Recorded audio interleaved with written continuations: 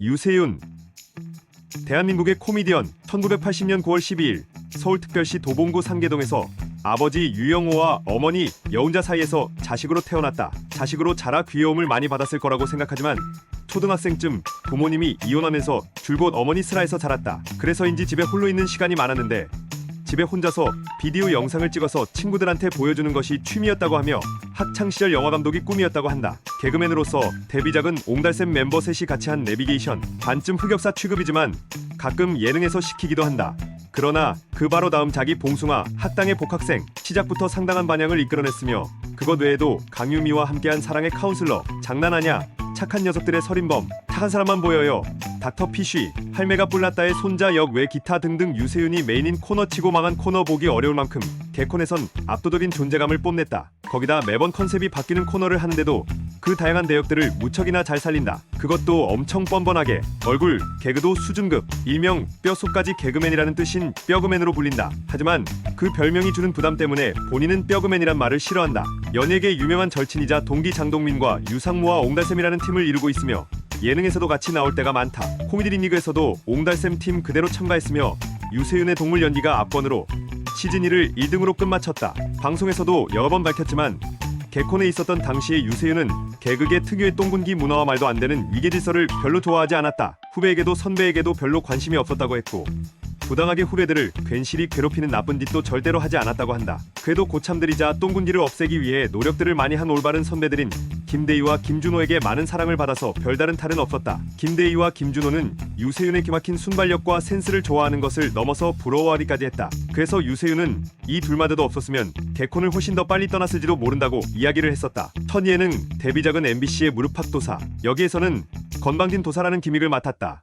게스트 찬양하기로 컨셉이 바뀐 무릎팍도사 속에서도 혼자서 도끼를 풍부한 마디씩 게스트를 몰락시키는 게 특징이다. 물론 초창기에는 전혀 감을 못 잡고 그나마 한 번씩 독설이나 던지면서 어필을 하던 올밴보다 못 나갔지만 시간이 지날수록 본인의 예능감이 물오르면서 점점 대박을 치기 시작했다. 일부 극성한 팬들은 유세윤을 보기 위해서 무릎팍도사를 본다고 이야기를 할 만큼 그의 비중은 갈수록 강호동 다음으로 커졌다. 예능으로 진출하던 시기 개콘 측과 갈등이 있었다. 당시 유세윤은 무릎팍도사에서 건방진 도사를 맡고 있었는데 산악인 어몽길 편을 찍어야 해서 네팔로 어몽길을 인터뷰하러 출국하느라 개콘 연습을 하루 빠졌다. 개콘 측에서는 에이스 유세윤이 개콘 연습을 빠진 데에 분노한 대응을 했고 개콘 측의 반응을 본 유세윤은 다음날 개콘을 아예 하차해버렸다. 연습과 이런저런 리허설을 합해 거의 주 5일을 써야 하는 개콘 시스템과 예능 진출 사이에 충돌이 생기자 아예 하차해버린 것이다. 이렇게 유세윤이 쿨하게 떠날 줄은 생각을 전혀 못했는지 유세윤 하차.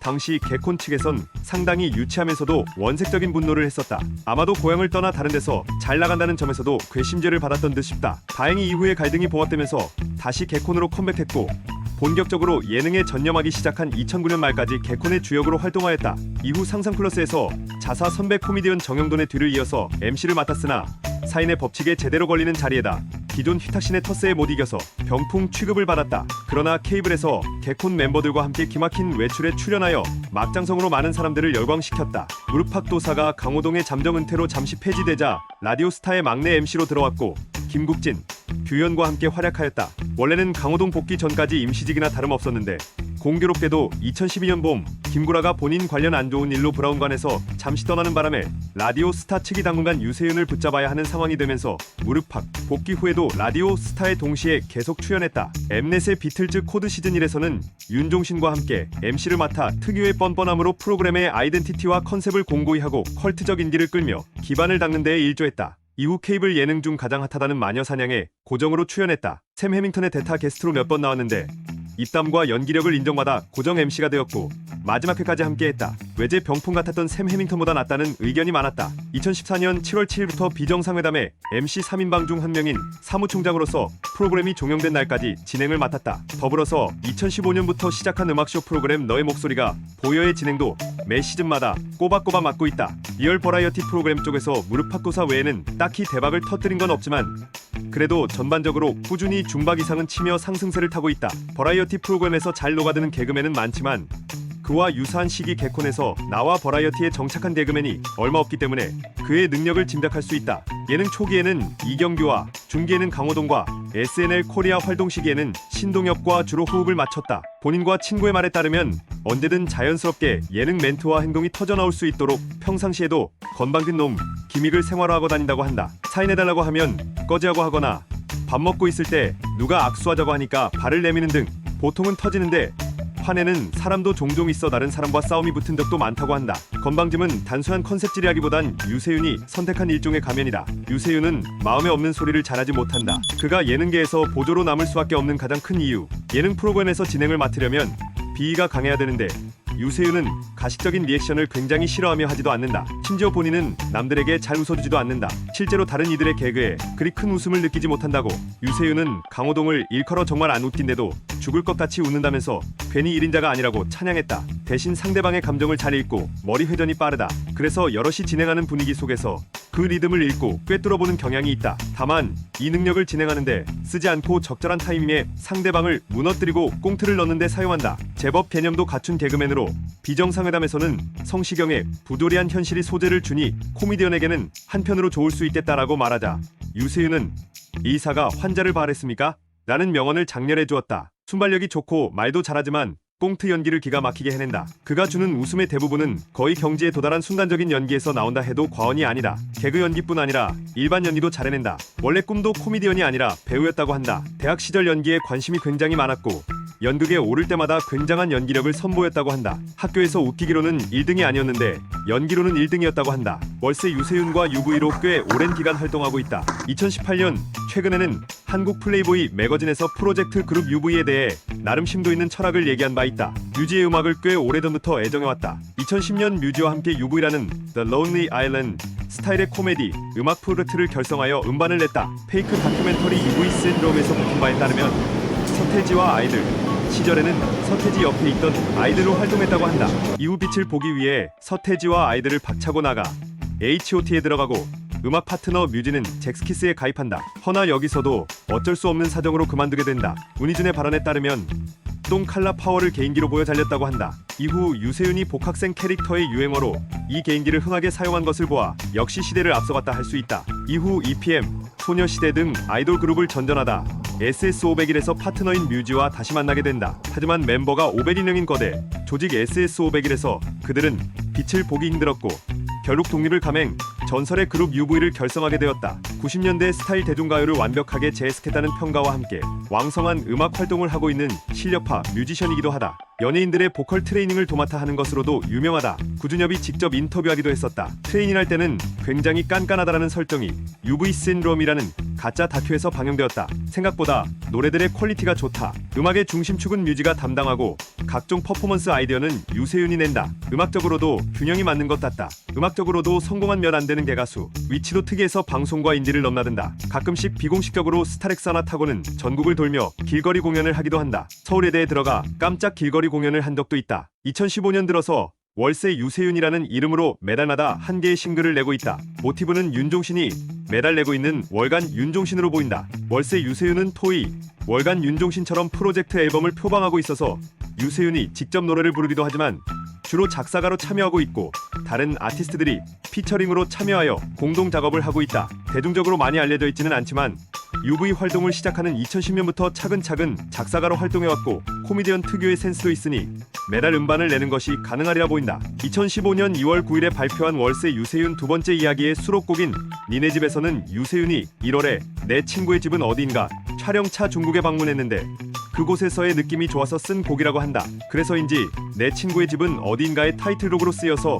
화제를 불러 모으기도 했다. 2021년 본인의 인스타그램에서 까치블리라는 닉네임으로 인스타그램 인플루언서를 풍자하는 게시글을 올리고 있다. 고층 빌딩에서 경치샷을 찍는 등 이른바 인스타 감성도 풍자 대상. 팔로워들도 블리 언니라고 유세윤을 부르는 중 이후에는 과장된 포토샵으로 보정하는 바디 프로필을 풍자하는 방식을 선보였다. 발음과 발성이 상당히 좋은 편인데 어릴 적부터 남들 앞에 서는 직업을 꿈꿨기 때문에 그 시절부터 발음이나 발성에 많은 신경을 썼다고 한다. 무한도전에 딱 한 화 출연하면서 간단하게 녹아들면서 전진 나오기 전신 멤버 후보 중 하나로 강력하게 떠올랐으며 게스트로 출연하는 프로그램에서는 아무리 못해도 중박 이상은 거의 무조건 해주지만 적응하는데 은근히 시간이 걸리는 예능인이다. 국내의 한 앙케트에서 뼈그맨 순위 중 1위로 뽑혔는데 본인은 상당히 부담스러워하는 눈치이다. DC 코드와 유난히 잘 맞는 개그맨. 참고로 DC 인사이드에 유세윤 갤러리가 있으며 유세윤은 DC의 차 시절에도 활동했다고 한다. 유세윤 갤러리에 본인이 인증한 듯한 글이 있으며 글 마지막 부근에는 사진 올려야 한다는데 사진이 커서 안 올라란대요. 사인은 자동인데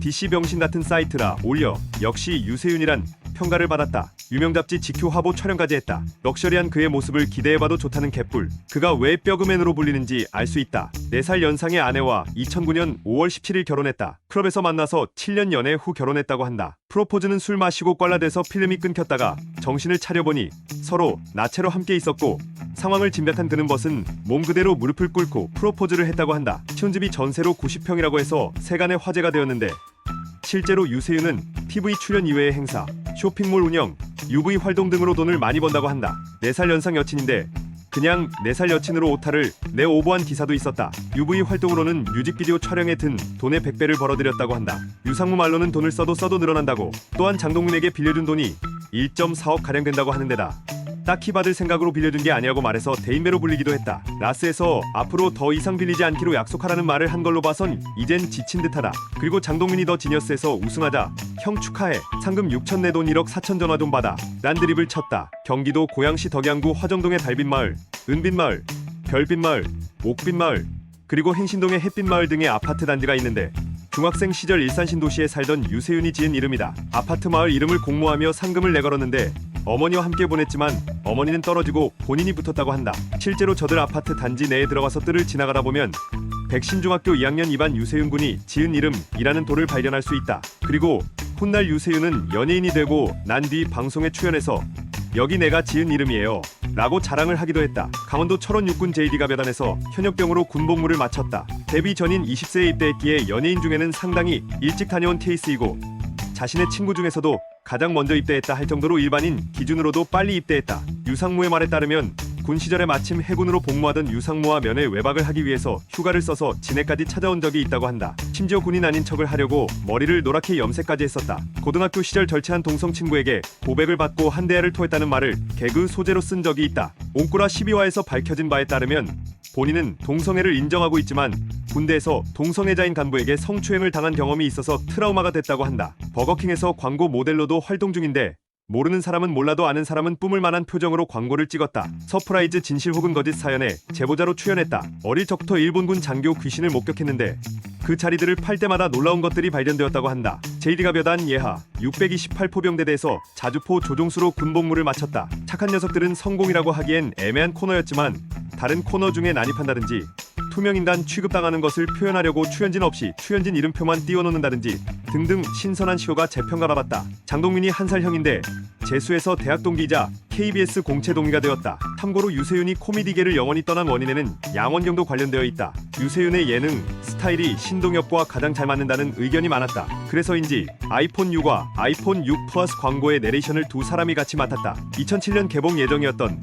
제2 박시연 신이 주연의 로맨틱 코미디 롯데엔터테인먼트가 배급 예정이었고 2007년 초 개봉을 목표로 촬영까지 모두 마쳤으나 개봉하지 않았다. 공개될 가능성은 매우 낮은 편. 그것 때문에 호튼에서 더빙을 할 때 평이 괜찮은 편이었다. 106회 에피소드인 베이징 올림픽 선전기원 3부 여자 핸드볼 특집에 출연했다. 영년 12월 친구들과 찍은 엽기 사진이 힛델에 올라간 적이 있다. 당시 백신중학교에 재학 중이었다. 자매 품격으로 장동민 양도 있다. 유세윤 염소가 화제가 되자 이어서 붙인 영상인데 정말로 장동민이 소리 지를 때와 비슷한 소리를 내는 양이 있다. 다만 둘 다 염소와 양은 아니라는 걸로 알려져 있기도 하다.